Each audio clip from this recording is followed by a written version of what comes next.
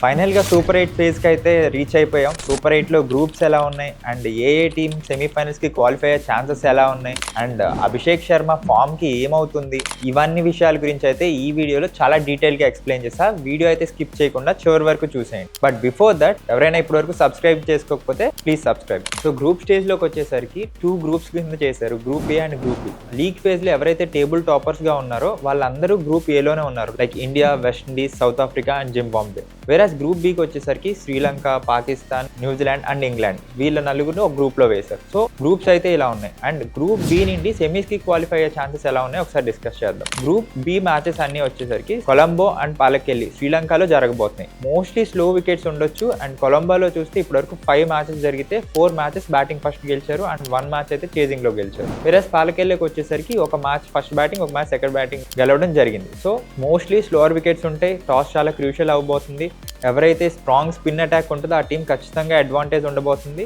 And బ్యాటింగ్లోకి వచ్చేసరికి New Zealand and England ఈ రెండిట్లో ఎవరైతే స్పిన్ని బెటర్గా హ్యాండిల్ చేయగలుగుతారో వాళ్ళే క్వాలిఫై అవ్వగలుగుతారు. లేదంటే ఖచ్చితంగా పాకిస్తాన్, శ్రీలంక ఈ గ్రూప్ నుండి క్వాలిఫై అవ్వడానికి చాలా ఛాన్సెస్ ఉన్నాయి.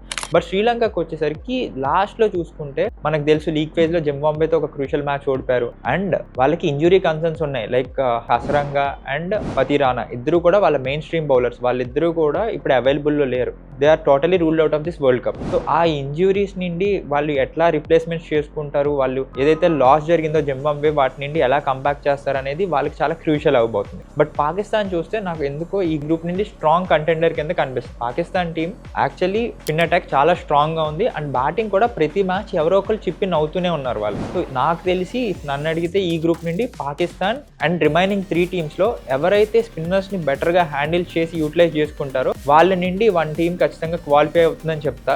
నేను ముందే చెప్పాను ఇంగ్లాండ్ నా సెమీఫైనల్ కంటెండర్ అని. So I stick to it. ప్రస్తుతానికి అయితే ఈ గ్రూప్ నుండి పాకిస్తాన్ అండ్ ఇంగ్లాండ్ అని చెప్తాను. బట్ ప్రొవైడెడ్ ఇంగ్లాండ్ కనుక స్పిన్ని కరెక్ట్గా హ్యాండిల్ చేయలేకపోతే ఖచ్చితంగా వాళ్ళు కూడా చాలా ట్రబుల్లో ఉంటారు. అండ్ మన ఇండియా ఉన్న గ్రూప్కి వచ్చేసరికి ఇండియా 3 మ్యాచెస్, ఫస్ట్ మ్యాచ్ అహ్మదాబాద్లో సౌత్ ఆఫ్రికాతో ఆడబోతుంది, సెకండ్ మ్యాచ్ చెన్నైలో జింబాబ్వేతో ఆడబోతుంది అండ్ థర్డ్ మ్యాచ్ కోల్కతాలో వెస్టిండీస్తో ఆడబోతుంది. So first match Ahmedabad is the very crucial match of the tournament అని చెప్పొచ్చు. ఎందుకంటే అక్కడ అహ్మదాబాద్లో 2 మ్యాచెస్ జరిగితే ఈ వరల్డ్ కప్లో ఒక మ్యాచ్ బ్యాటింగ్ ఫస్ట్ గెలిచింది, ఒక మ్యాచ్ బ్యాటింగ్ సెకండ్ గెలిచింది. సో పెద్దగా డిఫరెన్స్ అయితే ఏం లేదు. అండ్ డ్యూ ఫ్యాక్టర్ వచ్చేసరికి మన చేతిలో ఉండదు. ఒక్కొక్క రోజు ఉండొచ్చు, ఒక్కొక్క రోజు ఉండకపోవచ్చు. సో డెఫినెట్గా ఎవరైతే టీం టాస్ గెలుస్తారో వాళ్ళు ఫస్ట్ బౌలింగ్ చేయడానికి అవకాశాలు ఎక్కువ ఉన్నాయి. బట్ సౌత్ ఆఫ్రికా టీం చూసేసరికి వెరీ డిస్ట్రక్టివ్ బ్యాటింగ్ లైనప్ చాలా స్ట్రాంగ్ గా ఉంది. అండ్ ఆల్రౌండర్స్ కూడా తక్కువేం లేరు. Corbin Bosch and Marco Jansen లాంటి మంచి ఆల్రౌండర్స్ ఉన్నారు. అండ్ వాళ్ళ పేస్ అటాక్ మనకు తెలిసిందే. సో మన టీంకి వచ్చేసరికి ఎక్సెప్ట్ అభిషేక్ శర్మ ఫామ్ ఇంకా పెద్దగా డిస్కస్ చేసుకోవడానికి ఏం లేవు. అన్ని స్పాట్ ఆన్ లా కనిపిస్తున్నాయి. లైక్ బ్యాటింగ్ లో అవ్వచ్చు, బౌలింగ్ లో అవ్వచ్చు, లేదా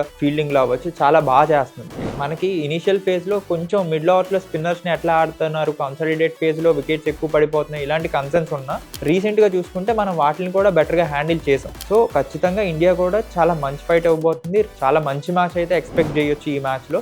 ఈ మ్యాచ్లో ఎవరు గెలుస్తారా అనేది చెప్పడం చాలా కష్టం. అండ్ మిగతా 2 మ్యాచెస్ గురించి మాట్లాడాల్సి వస్తే జింబాబ్వే అండ్ వెస్టిండీస్. జింబాబ్వేని ఖచ్చితంగా ఇండియా ఈజీగా డామినేట్ చేస్తుందని అనుకుంటున్నా. రెండోది వెస్టిండీస్కి వచ్చేసరికి వెస్టిండీస్ బ్యాటింగ్ చాలా పవర్ ప్యాక్గా కనిపిస్తున్నా కూడా బౌలింగ్ కన్సర్న్స్ అయితే ఉన్నాయి. వాళ్ళు ఎంత స్కోర్ కొట్టినా కూడా బౌలింగ్లో అంతే స్కోర్ లీక్ చేస్తున్నారు కూడా. సో ఖచ్చితంగా మిగిలిన 2 మ్యాచెస్లు ఇండియా అయితే అవుట్ రైట్గా గెలవబోతుంది. ఈ సౌత్ ఆఫ్రికా మ్యాచ్ ఒకటే చాలా క్రూషియల్గా ఉండబోతుంది. ఇండియా అయితే ఖచ్చితంగా సెమీఫైనల్స్కి వెళ్తుందని నా ప్రెడిక్షన్. అలాంగ్ విత్ ఇండియా నేను సౌత్ ఆఫ్రికా నా సెకండ్ టీం అని చెప్తా సెమీఫైనల్ క్వాలిఫై అవడానికి. ఎందుకంటే మీరు చూస్తే సేమ్ లైక్ ఇండియా బ్యాటింగ్ బాగుంది, ఆల్రౌండర్స్ ఉన్నారు, కేశవ్ మహారాజ్ లాంటి మంచి స్పిన్నర్స్ ఉన్నారు, అండ్ చాలా మంచి ఫాస్ట్ బౌలింగ్ అటాక్ ఉంది, రబాడా, ఎంగిడి అండ్ నోకియా లాంటి మంచి పేస్ అటాక్ ఉంది. సో ఖచ్చితంగా ఈ పూల్ నుండి ఇండియా అండ్ సౌత్ ఆఫ్రికా నా సెమీఫైనలిస్ట్ అని చెప్తాను. సో మనం ఈ వీడియోలో మాట్లాడుకోవాల్సింది అభిషేక్ శర్మ ఫామ్ కోసం. అభిషేక్ శర్మ ఫామ్ గురించి చాలా మంది మాట్లాడుతున్నారు. బట్ నేను కొంతమంది మాత్రం చెప్పాల్సింది ఏంటంటే మీరు ఒక్క రోజు ఎండలో ఒక 20 ఓవర్లు మ్యాచ్లో ఫీల్డింగ్ చేసి చూడండి, మీకు ఆ కష్టం ఏంటో తెలుస్తుంది. ప్రతి ఒక్కళ్ళు మాట్లాడేస్తున్నారు అభిషేక్ శర్మ ఫామ్ గురించి. అభిషేక్ శర్మ బ్యాటింగ్కి వచ్చేసరికి టీమ్స్ అన్నీ కూడా చాలా ప్రిపేర్ అయ్యి వచ్చాయి. మీరు చూస్తే ఫస్ట్ మ్యాచ్ యూఎస్ఏతో అభిషేక్ శర్మకి బ్యాటింగ్కి వెళ్ళిన వెంటనే తను గో టు షాట్స్ ఇచ్చేసి ఓవర్ కవర్స్ హిట్ చేయడం, ఓవర్ పాయింట్ స్లాష్ చేయడం. తనకి యాక్చువల్లీ బాల్ బ్యాట్ మీదకి గట్టిగా పేస్ వస్తే చాలా ఇష్టపడతాడు. ఆ పేస్ని యూజ్ చేసుకుని ప్లేస్ చేస్తూ ఉంటాడు ఓవర్ కవర్స్ అట్లా. సో యూఎస్ఏ స్ట్రైట్ అవే స్వీపర్ని ప్లేస్ చేసి ఉంచింది. సో అలా టీమ్స్ అని తనకి చాలా ప్రిపేర్డ్గా వచ్చాయి అండ్ తనకి పేస్ కూడా ఇవ్వట్లేదు. స్ట్రైట్ అవే స్పిన్నర్స్ వేయిస్తున్నారు అభిషేక్ శర్మకు వస్తే, విడ్త్ ఇవ్వకుండా అలా వికెట్స్లోకి వేయిస్తున్నారు. సో నన్ను అడిగితే అభిషేక్ శర్మ ఖచ్చితంగా దీని గురించి ఆలోచించే ఉండుంటాడు. ఇలాంటి టైంలో అభిషేక్ శర్మ జస్ట్ ఇనీషియల్గా 1 or 2 అవర్స్లో ఒకటి తీసి ఇషాన్కి ఇస్తే ఖచ్చితంగా టీమ్స్ అన్నీ కూడా పేస్ బౌలర్స్ని యూజ్ చేయాల్సిన సిచ్యువేషన్కి వస్తాయి. అండ్ అగైన్ ఎప్పుడైతే పేస్ బౌలర్స్ వచ్చారో అభిషేక్ తన న్యాచురల్ గేమ్ ఆడడం స్టార్ట్ చేయొచ్చు. సో ఇవన్నీ కూడా మేనేజ్మెంట్ అండ్ అభిషేక్ శర్మ ఆలోచించే ఉంటారు. ఖచ్చితంగా ఒక క్రూషియల్ మ్యాచ్లో అయితే చాలా మంచి నాక్ మనం అభిషేక్ శర్మ నుండి చూడొచ్చు. Is a match winner mind you. Ishan Kishan ఏదైతే నాక్ పాకిస్తాన్తో ఆడి గెలిపించాడో అలాంటి నాక్స్ ఆడగలిగిన క్యాపబిలిటీస్ ఉన్న బ్యాట్స్మెన్ అభిషేక్ శర్మ.